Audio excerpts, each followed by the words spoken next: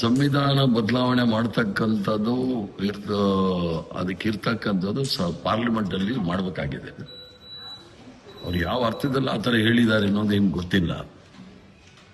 ನಾವೆಲ್ಲೂ ಸಹ ಧರ್ಮಾಧಾರಿತ ಮೀಸಲಾತಿಯನ್ನು ಕೊಟ್ಟಿಲ್ಲ, ಬಹಳ ಸ್ಪಷ್ಟವಾಗಿದೆ. ಇದನ್ನು ನಾನು ಈಗಾಗಲೇ ವಿಧಾನ ಪರಿಷತ್ತಲ್ಲೂ ಸಹ ಚರ್ಚೆ ಮಾಡಿದ್ದೀನಿ. ಅನುಚ್ಛೇದ 14 ಮತ್ತೆ 15, 4, 16, 4 ಬಹಳ ಸ್ಪಷ್ಟವಾಗಿ ಹೇಳುತ್ತೆ, ಯಾವುದೇ ಧರ್ಮದ ಹೆಸರಲ್ಲಿ, ಜಾತಿ ಹೆಸರಲ್ಲಿ, ಭಾಷೆಯ ಹೆಸರಲ್ಲಿ ಭೇದ ಭಾವಗಳನ್ನು ಮಾಡಬಾರದು ಅಂತ ಹೇಳಿ. ಆದ್ರಿಂದ ಮುಸ್ಲಿಂ ಅನ್ನೋದು ಅದು ಧರ್ಮ ಅಲ್ಲ, ಅದೊಂದು ಸಮುದಾಯ. ಧರ್ಮ ಅಂತ ಹೇಳಿದ್ರೆ ಇಸ್ಲಾಂ ಧರ್ಮ ವಿನಃ ಮುಸ್ಲಿಂ ಧರ್ಮ ಅಲ್ಲ. ಇಸ್ಲಾಂನ ಅನುಯಾಯಿಗಳು ಮುಸ್ಲಿಂ ಸಮುದಾಯದವರು. ಸಂವಿಧಾನದಲ್ಲಿ 16(4) ಏನ್ ಹೇಳುತ್ತೆ ಅಂದ್ರೆ, ಶೈಕ್ಷಣಿಕವಾಗಿ, ಸಾಮಾಜಿಕವಾಗಿ ಹಿಂದುಳಿದವರಿಗೆ ನಾವು ಮೀಸಲಾತಿಯನ್ನು ಕೊಡಬೇಕು ಅಂತೇಳಿ ನಾವು ಈಗಾಗಲೇ ಅದನ್ನ ಮಾಡಿದ್ದೀವಿ. ಆ ಸಂದರ್ಭದಲ್ಲಿ ಇಲ್ಲೆಲ್ಲೂ ಸಹ ಧರ್ಮದ ಪ್ರಶ್ನೆ ಬರುವುದಿಲ್ಲ. ಸಂವಿಧಾನಿಕವಾಗಿ ಅವಕಾಶಗಳಿದೆ, ಬಹಳ ಸ್ಪಷ್ಟವಾಗಿದೆ. ನಾವೆಲ್ಲೂ ಸಹ ಧರ್ಮದ ಹೆಸರಲ್ಲಿ ಅಲ್ಲಿ ಮೀಸಲಾತಿಯನ್ನು ಕೊಟ್ಟಿಲ್ಲ. ಕರ್ನಾಟಕ ರಾಜ್ಯದಲ್ಲಿ 1977 ಇಸ್ವಿಯಿಂದ 93 ಸಹ 3-4 ಆಯೋಗಗಳು ಬಂತು. ಒಂದು ಹಾವನೂರು ಆಯೋಗ, ವೆಂಕಟಸ್ವಾಮಿ ಆಯೋಗ, ಚಿನ್ನಪ್ಪರೆಡ್ಡಿ ಆಯೋಗ ಮತ್ತು ಪ್ರೊಫೆಸರ್ ಇವ್ರದ್ದು ಆಯೋಗಗಳು, 4 ಆಯೋಗಗಳು ಬಂದಿದೆ. ಆಯೋಗದಲ್ಲಿ ಬಹಳ ಸ್ಪಷ್ಟವಾಗಿ ಹೇಳಿದೆ, ಶೈಕ್ಷಣಿಕವಾಗಿ ಮತ್ತು ಸಾಮಾಜಿಕವಾಗಿ ಹಿಂದುಳಿದವರಿಗೆ ಇವರೆಲ್ಲರೂ ಸಹ ಹಿಂದುಳಿದ ವರ್ಗಕ್ಕೆ ಬರ್ತಾರೆ ಅಂತ ಆಯೋಗದ ತೀರ್ಮಾನ. 1993 Indira Sahni versus union of ಇಂಡಿಯಾದ ಕೇಸಲ್ಲಿ ಬಹಳ ಸ್ಪಷ್ಟವಾಗಿ ಸುಪ್ರೀಂ ಕೋರ್ಟ್ ಒಂದು ನಿರ್ದೇಶನ ಕೊಟ್ಟಿದೆ. ಎಥ್ನೋಗ್ರಾಫಿಕ್ ಸ್ಟಡಿ, ಇಲ್ಲಾಂದ್ರೆ ಕುಲಶಾಸ್ತ್ರ ಅಧ್ಯಯನವನ್ನು ಮಾಡಲಿಕ್ಕೆ ಪ್ರತಿ ರಾಜ್ಯದಲ್ಲೂ ಸಹ ಕಡ್ಡಾಯವಾಗಿ ಹಿಂದುಳಿದ ವರ್ಗದ ಆಯೋಗವನ್ನು ರಚನೆ ಮಾಡಬೇಕು. ಆ ಆಯೋಗ ಏನ್ ತೀರ್ಮಾನ ಮಾಡುತ್ತೆ ಅದರ ಅನುಗುಣವಾಗಿ ನಾವು ಮೀಸಲಾತಿಯನ್ನು ಕೊಡಬೇಕು ಅಂತ ಹೇಳಿ. ಆದ್ರಿಂದ ಎಲ್ಲ ಆಯೋಗಗಳು ಕೂಡ ಕರ್ನಾಟಕ ರಾಜ್ಯದಲ್ಲಿ ಮುಸ್ಲಿಂ ಸಮುದಾಯದಲ್ಲಿ ಇರ್ತಕ್ಕಂಥ ಹಿಂದುಳಿದ ವರ್ಗದವರಿಗೆ ಮೀಸಲಾತಿ ಕೊಡಬೇಕು ಬಹಳ ಸ್ಪಷ್ಟವಾಗಿ ಹೇಳಿದ್ದೆ. ಅದಲ್ಲದೆ ಕೇಂದ್ರ ಸರ್ಕಾರದಲ್ಲೂ ಸಹ 4 ಗುಂಪು ಪಂಗಡಗಳನ್ನು ಬಿಟ್ಟು ಬಾಕಿ ಎಲ್ಲ ಮುಸ್ಲಿಂ ಸಮುದಾಯದವರಿಗೆ ಮೀಸಲಾತಿಯನ್ನು ಕೊಟ್ಟಿದೆ. ಗುಜರಾತಲ್ಲೂ ಸಹ 101 ಸಮುದಾಯದಲ್ಲಿ ಸುಮಾರು 23 ಮುಸ್ಲಿಂ ಪಂಗಡಗಳಿಗೆ ಮೀಸಲಾತಿಯನ್ನು ಕೊಟ್ಟಿದೆ. ಆದ್ರಿಂದ ಅದರಲ್ಲಿ ಯಾವುದೇ ರೀತಿಯ ಒಂದು ಡಿಸ್ಪ್ಯೂಟ್ ಇಲ್ಲ, ಸಮಸ್ಯೆ ಇಲ್ಲ. ರಾಜಕಾರಣಕ್ಕೋಸ್ಕರ ಕೆಲವರು ಮಾಡ್ತಾ ಇದ್ದಾರೆ. ಆದ್ರಿಂದ ಅದರಲ್ಲಿ ಸಂವಿಧಾನವನ್ನು ಬದಲಾವಣೆ ಮಾಡಬೇಕು ಅನ್ನೋದೇನೂ ಇಲ್ಲ. ಸಂವಿಧಾನದಲ್ಲಿ ಈಗಾಗಲೇ ಇವೆಲ್ಲವೂ ಸಹ ಅಡಕವಾಗಿದೆ. ಸಂವಿಧಾನದ ಮೂಲ ಆಶಯ, ಸ್ಪಿರಿಟ್ ಆಫ್ ಕಾನ್ಸ್ಟಿಟ್ಯೂಷನ್ ಅಂತ ಏನು ಹೇಳ್ತೀವಿ, ಸಾಮಾಜಿಕವಾಗಿ, ಶೈಕ್ಷಣಿಕವಾಗಿ ಹಿಂದುಳಿದ ವರ್ಗದವರಿಗೆ ಅವ್ರನ್ನ ಸಮಾಜದ ಮುಖ್ಯ ದಾರಿಯಲ್ಲಿ ತರಬೇಕಾದ್ರೆ ಸಮಾನವಾಗಿ, ಸಮಾನತೆಗೋಸ್ಕರ ಈ ಮೀಸಲಾತಿ ಬಹಳ ಮುಖ್ಯ ಅಂತ ಹೇಳಿದ್ದಾರೆ. ಜೊತೆಗೆ ಕಾಂಗ್ರೆಸ್ನವರು ಅದನ್ನೇ ಇಲ್ಲಿಯವರೆಗೂ ಕೂಡ ಹೇಳ್ಕೊಂಡ್ಬಂದ್ರು. ಈಗ ಕಾಂಗ್ರೆಸ್ ನಾಯಕರ ಹೇಳಿಕೆಗಳಲ್ಲೂ ಕೂಡ ಇಂಥದ್ದೇ ಸಂವಿಧಾನ ಬದಲಾವಣೆ ಅನ್ನುವಂತ ಪದಗಳನ್ನು ಬಳಸ್ತಾ ಇದ್ದಾರೆ. ಪ್ರಶ್ನೆ ಸಂವಿಧಾನಕ್ಕೆ ತಿದ್ದುಪಡಿ ತರಬಹುದೇ ವಿನಃ ಬದಲಾವಣೆ ಮಾಡ್ಲಿಕ್ಕೆ ಯಾರಿಂದನೂ ಸಾಧ್ಯ ಇಲ್ಲ. ಅದನ್ನು ಬಹಳ ಸ್ಪಷ್ಟವಾಗಿ ಹೇಳ್ತೀನಿ. ಅವರೆಲ್ಲೋ ತಿದ್ದುಪಡಿ ಅನ್ನೋ ಬದಲು ಬದಲಾವಣೆ ಅಂತ ಹೇಳಿರ್ಬೇಕೇ ವಿನಃ ಸಂವಿಧಾನವನ್ನು ಬದಲಾವಣೆ ಮಾಡಲಿಕ್ಕೆ ಯಾರಿಂದಲೂ ಸಾಧ್ಯ ಇಲ್ಲ, ಮಾಡಲಿಕ್ಕೆ ಬಿಡೋದು ಇಲ್ಲ. ತಿದ್ದುಪಡಿ ತರಲಿಕ್ಕೆ ಏನಾದರೂ ಮಾಡಬಹುದು, ತಿದ್ದುಪಡಿ ಏನೂ ಬೇಕಾಗಿಲ್ಲ. ಈಗಿರ್ತಕ್ಕಂಥ ಏನು ತೀರ್ಮಾನವನ್ನು ನಾವು ಕರ್ನಾಟಕದಲ್ಲಿ ತೆಗೆದುಕೊಂಡಿದ್ದೀವಿ ಅದಕ್ಕೆ ತಿದ್ದುಪಡಿನೂ ಬೇಕಾಗಿಲ್ಲ, ಬದಲಾವಣೆನೂ ಬೇಕಾಗಿಲ್ಲ. ಇರ್ತಕ್ಕಂಥ ಅನುಚ್ಛೇದಗಳಲ್ಲಿ ನಾವು ಅವ್ರಿಗೆ ಸಂವಿಧಾನಾತ್ಮಕವಾಗಿ ಕೊಟ್ಟಿರ್ತಕ್ಕಂಥದ್ದು ನಿಜ, ಅದು ಕೊಡ್ತೇವೆ. ಸರ್, ಈಗ ಮತ್ತೆ ಹನಿ ಟ್ರಾಪ್ ಏನು ರಾಜ್ಯದಲ್ಲಿ ಸದ್ದಾಗ್ತಾ ಇತ್ತು, ಸುಪ್ರೀಂ ಕೋರ್ಟ್ ಕೂಡ ಬಂದಿರುವಂತದ್ದು. ಏನು ಮಾಡ್ಲಿಕ್ಕೆ ಆಗೋದಿಲ್ಲ. ರಾಜ ಮಹಾರಾಜರ ಕಾಲದಿಂದ ಹಿಡಿದು ಮಾನ್ಯ ನರೇಂದ್ರ ಮೋದಿ ಅವರು ಗುಜರಾತ್ ಮುಖ್ಯಮಂತ್ರಿ ಆದಾಗಲಿಂದ ಹಿಡಿದು ಇಲ್ಲಿವರೆಗೂ ಬಂದಿದೆ ಕರ್ನಾಟಕದಲ್ಲಿ. ಅದು ಮಾನ್ಯ ಬಿಜೆಪಿ ಅಧ್ಯಕ್ಷರು ಕೂಡ ಬಾಂಬೆ ಬಾಯ್ಸ್ ಅದನ್ನು ಕೂಡ ಕೆಲವರೆಲ್ಲ ಹೋಗಿ ಇಂಜಂಕ್ಷನ್ ಆರ್ಡರ್ ತಗೊಂಡು ನಮ್ಗೆ ಕೆಟ್ಟ ಹೆಸರು ಬರುತ್ತೆ ಅಂತ ಎಷ್ಟು ಕೇಸ್ಗಳಿದೆ ನೋಡಿ.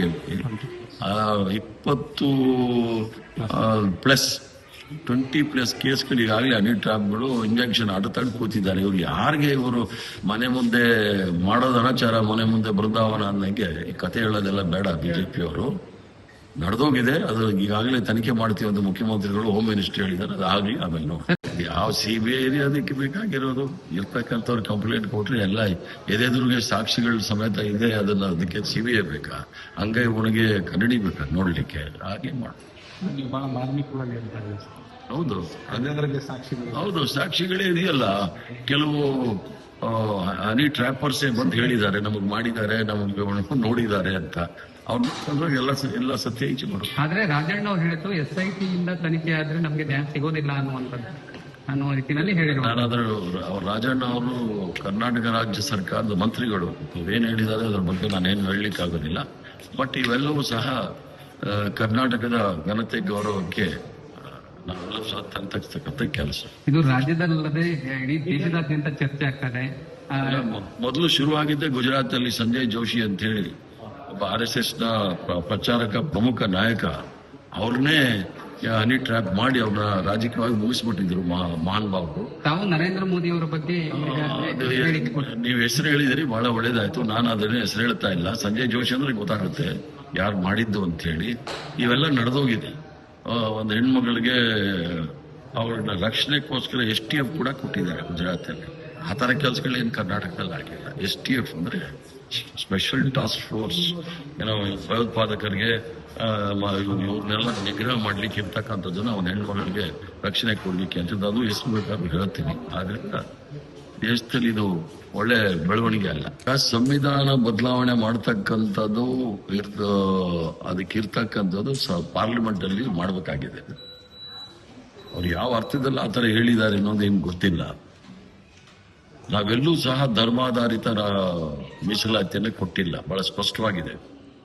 ಇದನ್ನು ನಾನು ಈಗಾಗಲೇ ವಿಧಾನ ಪರಿಷತ್ತಲ್ಲೂ ಸಹ ಚರ್ಚೆ ಮಾಡಿದ್ದೀನಿ. ಅನುಚ್ಛೇದ 14 ಮತ್ತೆ 15(4), 16(4) ಬಹಳ ಸ್ಪಷ್ಟವಾಗಿ ಹೇಳುತ್ತೆ, ಯಾವುದೇ ಧರ್ಮದ ಹೆಸರಲ್ಲಿ, ಜಾತಿ ಹೆಸರಲ್ಲಿ, ಭಾಷೆಯ ಹೆಸರಲ್ಲಿ ಭೇದ ಭಾವಗಳನ್ನು ಮಾಡಬಾರದು ಅಂತ ಹೇಳಿ. ಆದ್ರಿಂದ ಮುಸ್ಲಿಂ ಅನ್ನೋದು ಅದು ಧರ್ಮ ಅಲ್ಲ, ಅದೊಂದು ಸಮುದಾಯ. ಧರ್ಮ ಅಂತ ಹೇಳಿದ್ರೆ ಇಸ್ಲಾಂ ಧರ್ಮ ವಿನಃ ಮುಸ್ಲಿಂ ಧರ್ಮ ಅಲ್ಲ. ಇಸ್ಲಾಂನ ಅನುಯಾಯಿಗಳು ಮುಸ್ಲಿಂ ಸಮುದಾಯದವರು. ಸಂವಿಧಾನದಲ್ಲಿ 16(4) ಏನ್ ಹೇಳುತ್ತೆ ಅಂದ್ರೆ, ಶೈಕ್ಷಣಿಕವಾಗಿ, ಸಾಮಾಜಿಕವಾಗಿ ಹಿಂದುಳಿದವರಿಗೆ ನಾವು ಮೀಸಲಾತಿಯನ್ನು ಕೊಡಬೇಕು ಅಂತೇಳಿ ನಾವು ಈಗಾಗಲೇ ಅದನ್ನ ಮಾಡಿದ್ದೀವಿ. ಆ ಸಂದರ್ಭದಲ್ಲಿ ಇಲ್ಲೆಲ್ಲೂ ಸಹ ಧರ್ಮದ ಪ್ರಶ್ನೆ ಬರುವುದಿಲ್ಲ. ಸಂವಿಧಾನಿಕವಾಗಿ ಅವಕಾಶಗಳಿದೆ, ಬಹಳ ಸ್ಪಷ್ಟವಾಗಿದೆ.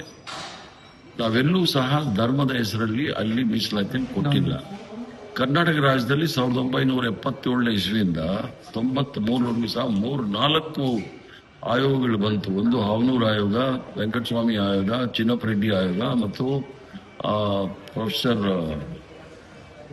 ಇವ್ರದ್ದು ಆಯೋಗಗಳು 4 ಆಯೋಗ ಬಂದಿದೆ. ಆಯೋಗದಲ್ಲಿ ಬಹಳ ಸ್ಪಷ್ಟವಾಗಿ ಹೇಳಿದೆ, ಶೈಕ್ಷಣಿಕವಾಗಿ ಮತ್ತು ಸಾಮಾಜಿಕವಾಗಿ ಹಿಂದುಳಿದವರಿಗೆ ಇವರೆಲ್ಲರೂ ಸಹ ಹಿಂದುಳಿದ ವರ್ಗಕ್ಕೆ ಬರ್ತಾರೆ ಅಂತ ಆಯೋಗದ ತೀರ್ಮಾನ.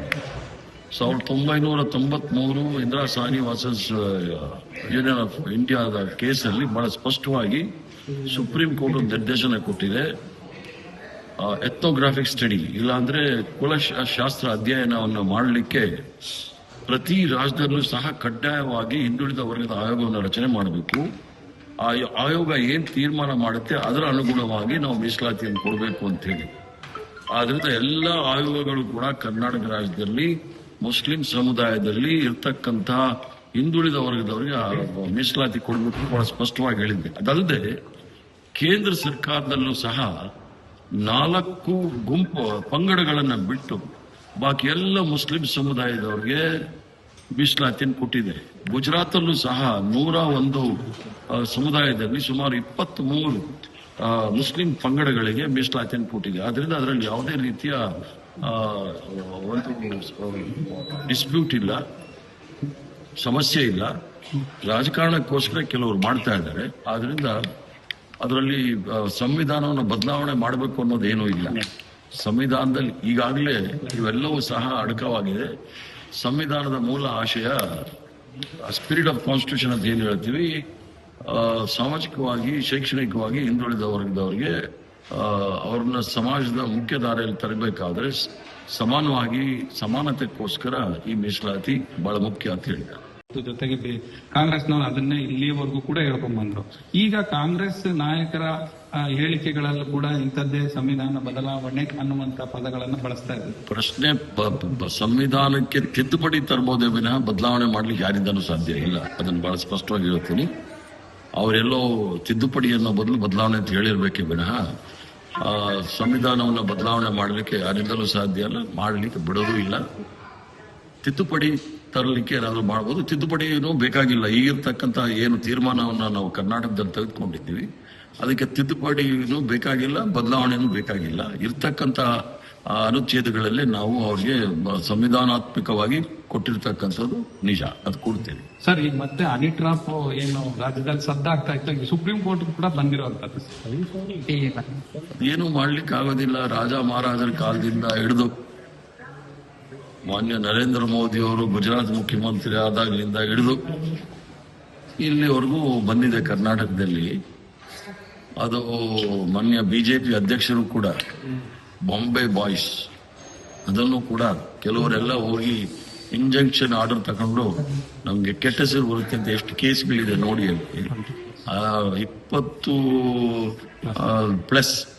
20+ ಕೇಸ್ಗಳು ಈಗಾಗಲೇ ಹನಿ ಟ್ರಾಪ್ಗಳು ಇಂಜೆಕ್ಷನ್ ಆರ್ಡರ್ ತಗೊಂಡು ಕೂತಿದ್ದಾರೆ. ಇವ್ರು ಯಾರಿಗೆ ಇವರು ಮನೆ ಮುಂದೆ ಮಾಡೋದು ಅನಾಚಾರ, ಮನೆ ಮುಂದೆ ಬೃಂದಾವನ ಅನ್ನಂಗೆ ಈ ಕತೆ ಹೇಳೋದೆಲ್ಲ ಬೇಡ. ಬಿಜೆಪಿ ಅವರು ನಡೆದೋಗಿದೆ, ಅದು ಈಗಾಗಲೇ ತನಿಖೆ ಮಾಡ್ತೀವಿ ಅಂತ ಮುಖ್ಯಮಂತ್ರಿಗಳು, ಹೋಮ್ ಮಿನಿಸ್ಟರ್ ಹೇಳಿದ್ದಾರೆ. ಅದಾಗಲಿ, ಆಮೇಲೆ ನೋಡಿ ಯಾವ CBI ಅದಕ್ಕೆ ಬೇಕಾಗಿರೋದು. ಇರ್ತಕ್ಕಂಥವ್ರು ಕಂಪ್ಲೇಂಟ್ ಕೊಟ್ರೆ ಎಲ್ಲ ಎದೆದುರಿಗೆ ಸಾಕ್ಷಿಗಳ ಸಮೇತ ಇದೆ, ಅದಕ್ಕೆ CBI ಬೇಕಾ? ಹಂಗೆ ಉಣಗೆ ಕನ್ನಡಿ ಬೇಕಾ ನೋಡ್ಲಿಕ್ಕೆ? ಹಾಗೆ ಮಾಡಿ. ಬಹಳ ಮಾರ್ಮಿಕವಾಗಿ ಹೇಳ್ತಾರೆ. ಹೌದು, ಸಾಕ್ಷಿಗಳು ಹೌದು, ಸಾಕ್ಷಿಗಳೇ ಇದೆಯಲ್ಲ. ಕೆಲವು ಹನಿ ಟ್ರ್ಯಾಪರ್ಸೇ ಬಂದು ಹೇಳಿದ್ದಾರೆ, ನಮಗ್ ಮಾಡಿದ್ದಾರೆ, ನಮಗೆ ನೋಡಿದ್ದಾರೆ ಅಂತ. ಅವ್ರು ಎಲ್ಲ ಸತ್ಯ ಈಚೆ ಮಾಡು. ಆದ್ರೆ ರಾಜಣ್ಣ ಅವ್ರು ಹೇಳಿದ್ರು SIT ಇಂದ ತನಿಖೆ ಆದ್ರೆ ನಮ್ಗೆ ನ್ಯಾಯ ಸಿಗೋದಿಲ್ಲ ಅನ್ನುವ ರೀತಿಯಲ್ಲಿ ಹೇಳಿದ್ರು. ನಾನಾದ್ರೂ ರಾಜಣ್ಣ ಅವರು ಕರ್ನಾಟಕ ರಾಜ್ಯ ಸರ್ಕಾರದ ಮಂತ್ರಿಗಳು ಏನ್ ಹೇಳಿದ್ದಾರೆ ಅದ್ರ ಬಗ್ಗೆ ನಾನೇನು ಹೇಳಲಿಕ್ಕೆ ಆಗೋದಿಲ್ಲ. ಬಟ್ ಇವೆಲ್ಲವೂ ಸಹ ಕರ್ನಾಟಕದ ಘನತೆ ಗೌರವಕ್ಕೆ ನಾವೆಲ್ಲ ತಂತಕ್ಕಂಥ ಕೆಲಸ. ಇದು ರಾಜ್ಯದಲ್ಲದೆ ಇಡೀ ದೇಶದಾದ್ಯಂತ ಚರ್ಚೆ ಆಗ್ತದೆ. ಮೊದಲು ಶುರುವಾಗಿದ್ದೆ ಗುಜರಾತ್ ಅಲ್ಲಿ ಸಂಜಯ್ ಜೋಶಿ ಅಂತ ಹೇಳಿ ಒಬ್ಬ RSS ನ ಪ್ರಚಾರಕ ಪ್ರಮುಖ ನಾಯಕ. ಅವ್ರನ್ನೇ ಹನಿ ಟ್ರ್ಯಾಪ್ ಮಾಡಿ ಅವ್ರನ್ನ ರಾಜಕೀಯವಾಗಿ ಮುಗಿಸ್ಬಿಟ್ಟಿದ್ರು ಮಹಾನ್ ಬಾಬು. ತಾವು ನರೇಂದ್ರ ಮೋದಿ ಅವರ ಬಗ್ಗೆ ನೀವು ಹೆಸರು ಹೇಳಿದಿರಿ, ಬಹಳ ಒಳ್ಳೇದಾಯ್ತು. ನಾನು ಅದನ್ನೇ ಹೆಸರು ಹೇಳ್ತಾ ಇಲ್ಲ. ಸಂಜಯ್ ಜೋಶಿ ಅಂದ್ರೆ ಗೊತ್ತಾಗುತ್ತೆ ಯಾರು ಮಾಡಿದ್ದು ಅಂತ ಹೇಳಿ. ಇವೆಲ್ಲ ನಡೆದೋಗಿದೆ. ಒಂದು ಹೆಣ್ಮಗಳಿಗೆ ಅವ್ರನ್ನ ರಕ್ಷಣೆಗೋಸ್ಕರ STF ಕೂಡ ಕೊಟ್ಟಿದ್ದಾರೆ ಗುಜರಾತ್ ಅಲ್ಲಿ. ಆ ತರ ಕೆಲಸಗಳೇನು ಕರ್ನಾಟಕದಲ್ಲಿ ಆಗಿಲ್ಲ. STF ಅಂದ್ರೆ ಸ್ಪೆಷಲ್ ಟಾಸ್ಕ್ ಫೋರ್ಸ್, ಏನೋ ಭಯೋತ್ಪಾದಕರಿಗೆ ಇವ್ರನ್ನೆಲ್ಲ ನಿಗ್ರಹ ಮಾಡ್ಲಿಕ್ಕೆ ಇರ್ತಕ್ಕಂಥದ್ದನ್ನ ಅವನ ಹೆಣ್ಮಗಳಿಗೆ ರಕ್ಷಣೆ ಕೊಡ್ಲಿಕ್ಕೆ ಅಂತ. ಅದು ಎಷ್ಟು ಬೇಕಾದ್ರೂ ಹೇಳ್ತೀನಿ. ಆದ್ರಿಂದ ದೇಶದಲ್ಲಿ ಇದು ಒಳ್ಳೆ ಬೆಳವಣಿಗೆ ಅಲ್ಲ.